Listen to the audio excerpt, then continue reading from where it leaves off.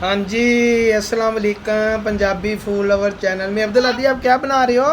Burger. क्या बना रहे हो? बर्गर। ये कैसे बनाते हैं, हमें पता ही नहीं था। पहले पहले काप डालना है, फिर ऊपर केचप। पहले क्या डालना है? काप। पकाप? वो क्या होता है पकाप? अच्छा, कबाब। अच्छा, कबाब डाला, फिर केचप डाली, फिर ब्रेड डाले। फिर केचप, फिर ब्रेड, फिर ऐसे। और फिर आप खाते कैसे हैं इसको? हमें चेक कराओ खा के। जो बच्चे चिकन या मीट नहीं खाते वो ऐसे खाते हैं। हम्म। अच्छा, पहले बकाब बनाया। ठीक है। केचप।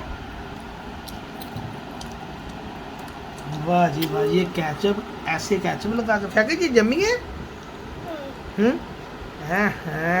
वाह, ये अब्दुल आदि ने बनाया जनाब कबाब, फिर उसमें केचप डाली और फिर अब्दुल आदि ने बर्गर बना लिया। खाया। फिर वो वाला बर्गर नहीं, दूसरा बर्गर बनाया। कौन सा वाला बनाया?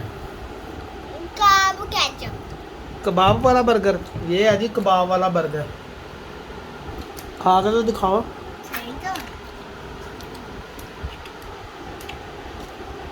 वाह जी वाह, मजे। मजे। कितना मजा आया? 1 लाख। 1 लाख में क्या? आप बताओ।